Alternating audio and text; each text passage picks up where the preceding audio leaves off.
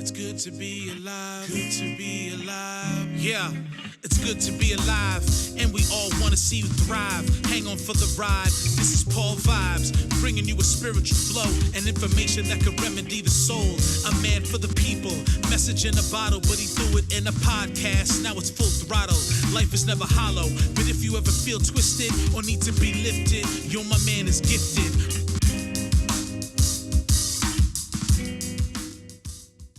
Hello everybody, Paul Vibes here. Welcome to another episode of the People's Podcast. I am here with Mike Veny. Welcome to the show, sir. Thank you for having me on the show. Thank you for coming in. We've been talking about a lot of really cool topics, and I think one of the really important ones that is kind of difficult for a lot of people to talk about, at least I find, is mental health. Yes. People watching this already like, oh, you know what it is? It's the most popular topic these days, yet the most taboo at the same time. It's like, it can coexist like that. I am a mental health speaker. That's what I do full time. And I'm also an author and a writer. And there are two different things. And, my journey with mental health started as a kid. And I'll sum it up real quick, real fast. There's no rushing. I know. There's a lot of details. Mental health, let me give a definition too, because when we talk about mental health, it means different things to different people. But the general way I like to define it is we're talking about thoughts, feelings, and behavior. If any one of those is having a challenge, you probably have a mental health challenge. And for me, it started with behavior as a kid. And basically, I ended up getting expelled from school in 4th grade for punching my teacher. Don't do that. Don't do that? Don't do that. Not good. We don't recommend it. Don't recommend it. And the next school I went to, my uncle was the principal, and I got expelled from that school. So he couldn't help you out. And the rest of that school year, though, in 4th grade, was the best school year ever. I got to stay home every day, and that's back when staying home from school was cool, and, you liked it. Now we don't like that right now. Mm-hmm. And so, in 4th grade, it was just a rough time, and between 4th and 5th grade, I was put in the first mental hospital, Nassau University Medical Center in East Meadow. And it did not help that when I looked out the window at night, it was right across the street from the county jail.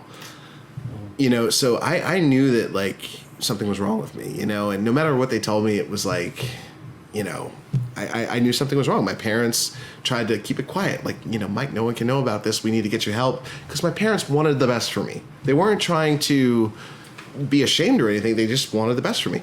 In 5th grade, I started to experience what I would later learn as depression. And a lot of times when someone is struggling with a mental health challenge, they just want a solution. If you're feeling depressed, you just want a solution. If you're angry, you just want a solution. Well, I had a solution, and the solution was to take all the pills in the medicine bottle and try to end my life. And I almost died by suicide at age 10. By the time I had finished 10th grade, I had been in a mental hospital 3 times for extended periods, self-harmed.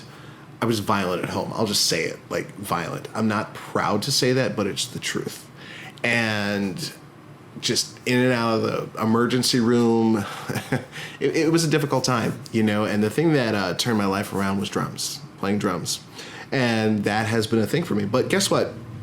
I still struggle with mental health challenges. I live with depression, anxiety, OCD.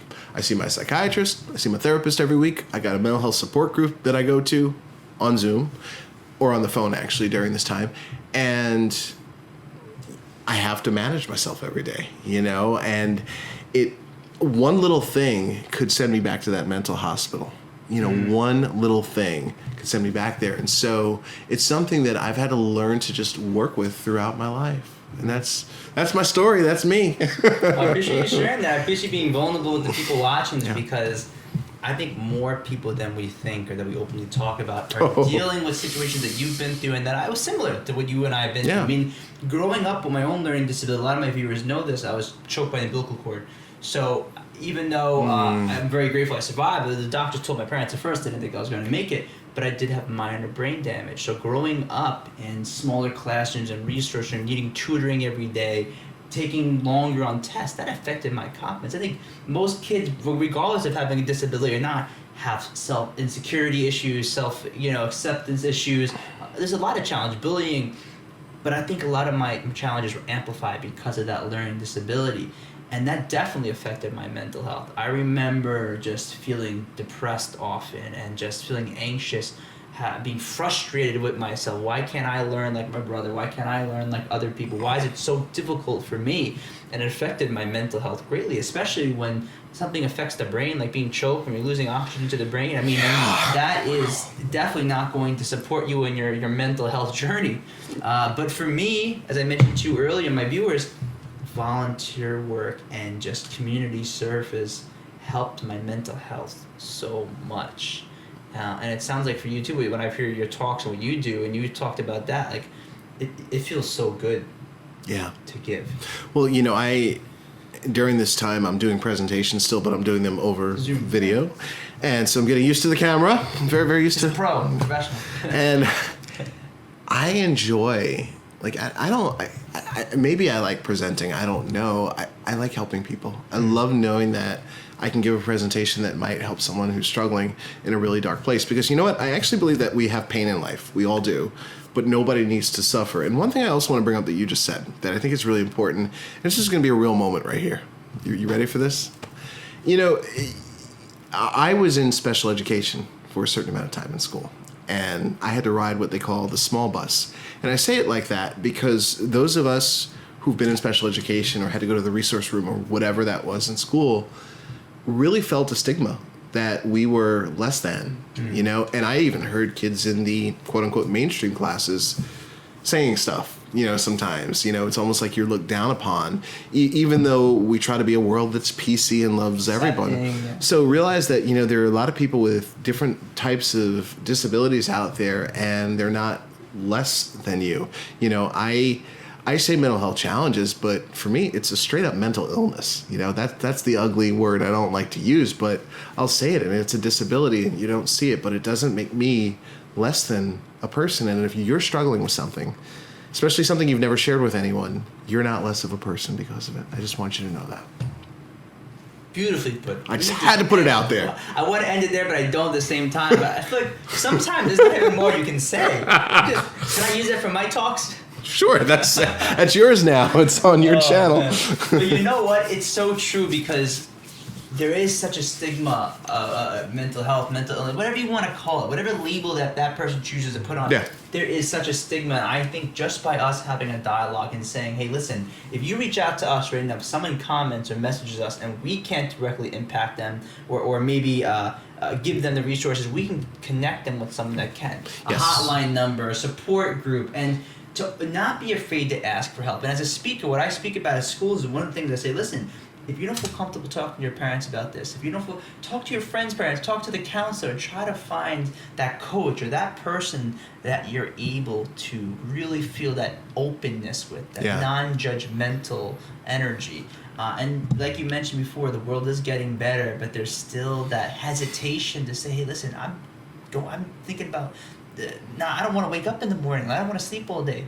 And we need to have that ability to the comfort level to really share that stuff. Part of the problem is, and this is something that I love talking about, is mental health conversations are awkward. Definitely. We don't like awkward.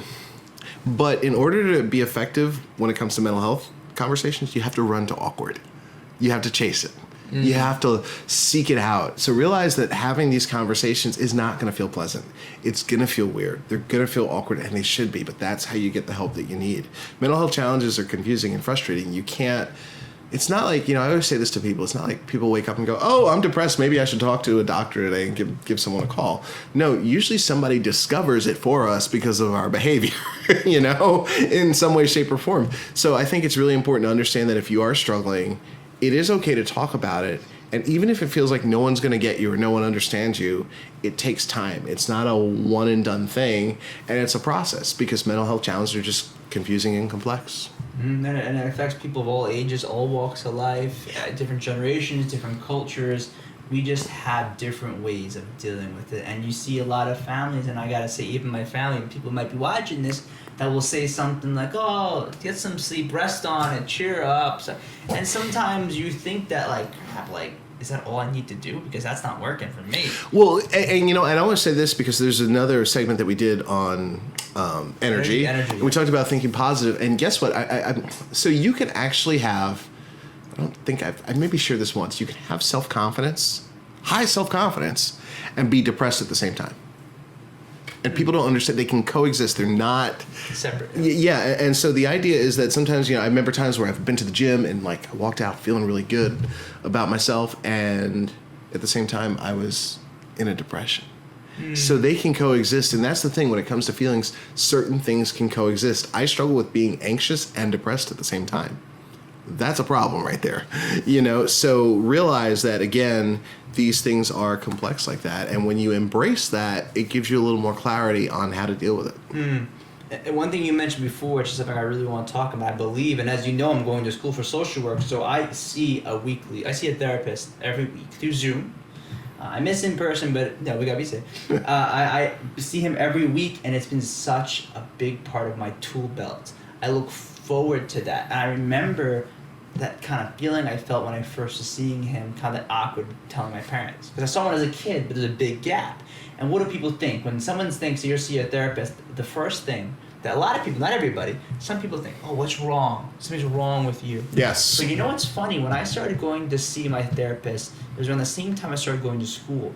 And I remember seeking out my therapist. I said, listen, nothing crucial or chaotic is going on right in this moment. But I'm going to school for social work. I have my substance abuse counseling degree. I run a non-for-profit. But I don't want to wait till something goes on. When I'm like, where's Mike? I need Mike. I need support. I don't want to be like that. I want to have that person already there working on things, almost like maintenance. So it doesn't become like that bubble pop, that balloon pop where you wait for things to expand, and bam! Then you have issues. Maintenance. So, maintenance. Mental maintenance. I like that. Mental maintenance. But what's crazy? I think you'll get what I'm saying. People are like, what are you talking about? Having conversations with people like you on this show, having guests with your expertise and your modalities, when people like you come on, that to me is like work. How lucky am I getting? Listen, if you charge me his normal rate, man, I have to sell the studio. No, I'm kidding. But you know what I mean? I am so grateful to have people like you as friends and to have guests, And I'm taking it off the bill, though. Okay. I love that you said that mental maintenance. Mental maintenance. Because, people go to the gym, people work out, people try to maintain other things in life, but mental health. But I also want to give another thought to you, and I agree with what you just said about, like, people hear that you're going to therapy and it's like, everything okay? Well, check this out. Therapy is also about self-discovery. And I always compare it to one of my favorite dishes in the world. It's at the Outback Steakhouse. It's called the Bloomin' Onion. Oh. Now, if you've never seen this, let me explain it. It's this giant deep fried onion that comes out. They actually take an onion, they pierce it down the center, and they deep fry it. And when you come out, you see the promised land. And it's like you do cry, but it's tears of joy. And this thing, when it comes to the table, it goes so fast because everyone eats it. But the cool thing is when it comes out, just for a moment, you get a glimpse of how many layers an onion has. We know it has layers, but you get to see it when the Bloomin' Onion comes out. We're no different. And one thing that I encourage people out there, if you're thinking about therapy, to understand is there's what you know about yourself. Then there's what you don't know about yourself. But therapy lets you discover what you didn't know, that you didn't even realize that you didn't know about yourself. And it's a beautiful thing. I've actually seen an increase in income from going to therapy. I've increased my joy from it. And a lot of times it's spent laughing in therapy. It's not always, sad stuff. So I encourage you to go to therapy. Definitely. And you know what? Everyone's therapy is different. It might be going to yoga. It might be seeking a spiritual teacher. It might be working out. And it's like getting those pieces of the puzzle. And to me and you, it sounds like therapy is that important piece. Oh, yeah. If I could, I always joke and say if I had the money, I would travel around with my accountant, my lawyer, and my therapist. Then I would have no problems in this world. But I am not there yet. Soon, one day, we're going to we'll get them all around the table on a podcast with them. But, in closing, I just wanted to say this. To those of you that are out there that are struggling, if you are struggling, reach out to us directly however you want to. There are plenty of resources on my site. I'm going to share some of those with Paul so he can get them to you. And we want to help you as best we can. We're not mental health professionals. He's on his way, but I'm not. I'm just his buddy that's going to come in the studio and talk with him. And we encourage you to talk about it. Definitely. And please reach out to myself or Mike. And if you guys have any questions or topics, if you want us to dive into this topic more, because we were joking, it's serious. This is something that we could talk about for hours, but we want to give you short, digestible clips, little videos. but we're gonna have Mike in the studio again soon, so be sure to let us know. Awesome. I'm allowed back. He's allowed back. Take care, everybody. Podcast, now it's full throttle. Life is never hollow, but if you ever feel twisted or need to be lifted, yo, my man is gifted.